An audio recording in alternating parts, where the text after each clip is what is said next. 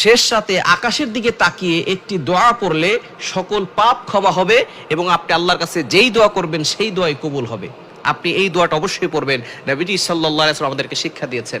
আমরা শেষ রাতে অনেকে ঘুম থেকে উঠতে চাই না, আমরা রাতভর আল্লাহর ইবাদত না করে অশ্লীল কাজের ভিতরে সময়টাকে নষ্ট করে শেষ রাতে যখন আল্লাহ প্রথম আসমানে আসেন তখন আমরা ঘুমিয়ে থাকি। এমন একটি সময়, এই শেষ রাত তাহাজ্জুদের সময়, এই সময় আল্লাহ তাআলা প্রথম আসমানে আসেন। মুয়াজ্জিন 5 বেলা মানুষদেরকে ডাকেন, হাইয়া আলাস সালাত, হাইয়া আলাল ফালাহ, কাম টু দ্য সাকসেস, সফলতার দিকে আসো, কল্যাণের দিকে আসো। কিন্তু একটা সময় এমন রয়েছে যে সময় আল্লাহ নিজে প্রথম আসমানে চলে আসেন এবং বান্দাদেরকে ডাকতে থাকেন, আলা আমি মুস্তাগফিরিন ফাস্তাগফিরালা, কে আছো আমি আল্লাহর কাছে ক্ষমা প্রার্থনা করবে, আমি আল্লাহ তোমাদের গুনাহ খাতা ক্ষমা করে দিব। কে আছো অভাবে পড়ে গেছো, আমি আল্লাহর কাছে চাও, অভাব দূর করে দিব। কে আছো বিপদে পড়ে গেছো, আমি আল্লাহর কাছে সাহায্য চাও, আমি আল্লাহ বিপদ থেকে উদ্ধার করে দিব। আল্লাহ নিজেই বান্দাদেরকে ডাকতে থাকেন। আমরা সেই সময় ঘুমিয়ে থাকি।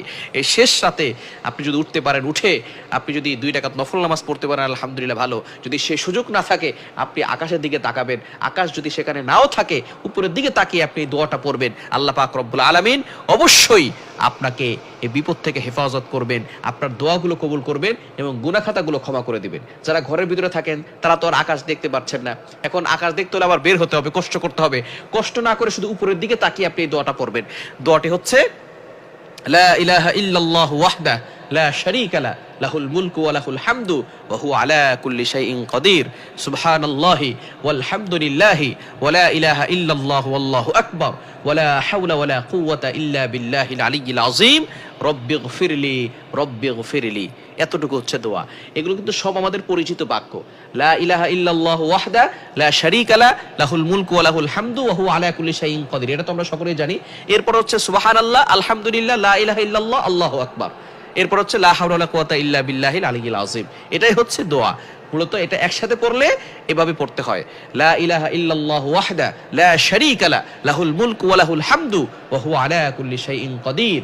এরপর হচ্ছে সুবহানাল্লাহি ওয়াল হামদুলিল্লাহি ওয়া লা ইলাহা ইল্লাল্লাহু ওয়াল্লাহু আকবার ওয়া লা হাওলা ওয়া লা কুওয়াতা ইল্লা বিল্লাহিল আলিয়্যিল আযীম রব্বিগফিরলি রব্বিগফিরলি। এতটুকু যদি আপনি পড়তে পারেন আল্লাহ পাক রব্বুল আলামিন আপনার গুনাহ খাতাগুলো ক্ষমা করে দিবেন। শুধু তাই নয়, আল্লাহ পাক রব্বুল আলামিন আপনাকে বিপদ আপদ থেকে হেফাজত করবেন। এই দোয়া পড়ে আপনি আল্লাহর কাছে যা চাইবেন আল্লাহ তাআলা সেটারই ব্যবস্থা করে দিবেন। সুতরাং শেষ রাতে উঠে আমরা আল্লাহর কাছে এই দোয়াটা করব। যদি আপনার এমন ব্যবস্থা থাকে আপনি আকাশের দিকে তাকাতে পারছেন, আকাশের দিকে তাকিয়ে দোয়াটা করবেন, তাহলে বেশি ভালো হবে।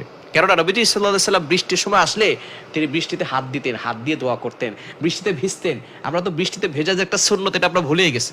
বৃষ্টিতে হাত ভিজিয়ে দোয়া করা, বৃষ্টিতে ভেজা, এটা আমরা ভুলেই গেছি। এইভাবে দোয়া করলে আল্লাহ তাআলা খুশি হন। এজন্য আপনি এভাবে দোয়া করার চেষ্টা করবেন। শেষ রাতের সময় আল্লাহকে ডাকলে আল্লাহ পাক রব্বুল আলামিন ওই বান্দার প্রতি খুশি হয়ে যান। আল্লাহ তাআলা আমাদের সকলকে এই আমলটি করার তৌফিক দান করেন।